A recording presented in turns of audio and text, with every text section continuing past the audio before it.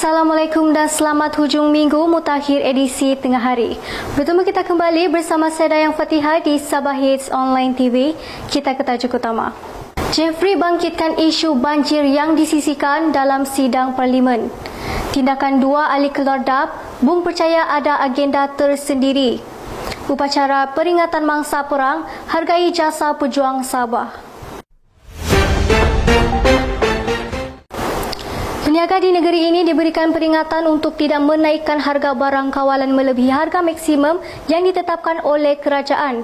Presiden Persatuan Pengguna Bijak Pantai Barat Sabah, David Chan berkata pihaknya tidak akan teragak-agak mengambil tindakan ke atas peniaga yang mengamalkan sikap tidak beretika dalam perniagaan.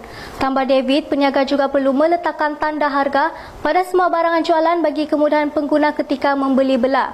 Hal ini kerana pembeli mempunyai hak untuk membuat pilihan dengan membeli di kedai yang menjual barangan dengan harga yang tidak membebankan. Sehubungan dengan itu, pihaknya juga mengingatkan peniaga pasar malam agar menjaga kebersihan dalam pengendalian makanan serta pengurusan sisa dan lebihan makanan.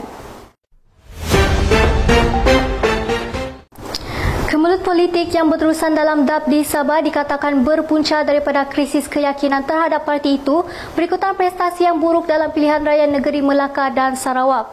Pengerusi Barisan Nasional Negeri Datuk Seri Panglima Bung Motaradin berkata, tindakan dua adun keluar parti di Sabah jelas menunjukkan bahawa ia disebabkan penghakisan keyakinan yang semakin meningkat di dalam dan luar parti.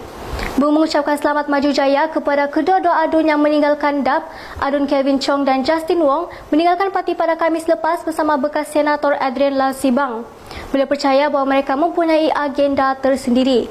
Ujar beliau, dunia politik adalah dinamik dan mereka perlu mencari hala tuju yang baharu sekiranya tidak yakin dengan apa yang diperjuangkan.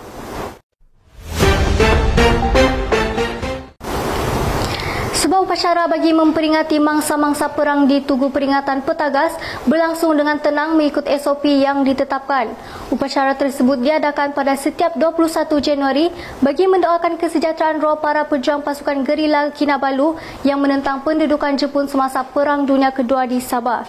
Acara tabik hormat dilakukan oleh Menteri Belia dan Sukan Sabah, Datuk Elron Angin yang mewakili Ketua Menteri untuk memberi penghargaan atas keberanian para pejuang yang mempertahankan kedaulatan Sabah. Kemudian tiupan last post sebagai simbolik berakhirnya nyawa seseorang prajurit telah dimainkan bagi memberi penghormatan serta memperingati pejuang yang gugur di medan perang. Seterusnya, para hadirin bertafakur selama 20 saat bagi mengenang mangsa-mangsa yang telah terkorban dan mensedekahkan bacaan Al-Fatihah.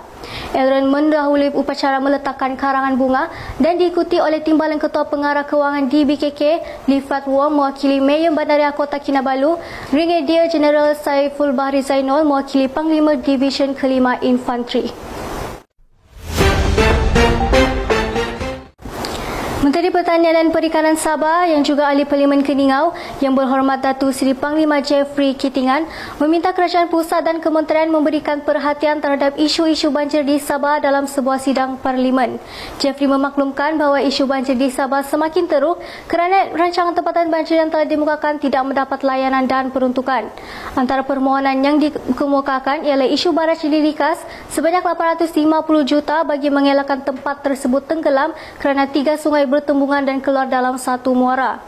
Selain itu, program tempatan lain seperti Sungai Moyok tempatan sebanyak 480 juta, rancangan tempatan Sungai Likas 150 juta dan beberapa rancangan tempatan yang lain lagi.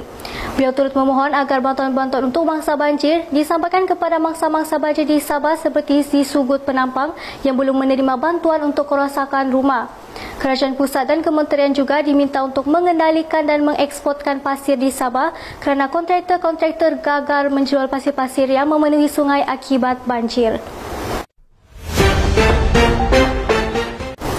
Penyaluran segera bantuan kewangan dan bantuan lain untuk mangsa banjir di Kota Marudu adalah hasil hubungan rapat antara Kerajaan Sabah dan Persekutuan.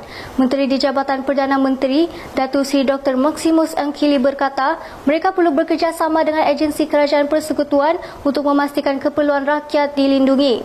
Maximus memaklumkan sejumlah 1,161 isi rumah yang terjejas banjir baru-baru ini dengan 332 daripadanya telah disalurkan bantuan kewangan manakala baki 829 lagi menerima bantuan mereka kemarin.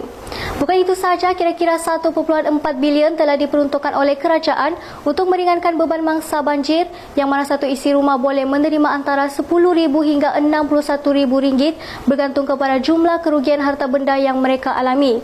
Selain daripada bantuan tunai ihsan, kerajaan juga menawarkan bantuan lain kepada setiap mangsa seperti baucer tunai RM500 untuk pembelian peralatan elektrik, bantuan tunai sehingga RM5,000 untuk membaiki rumah dan banyak lagi.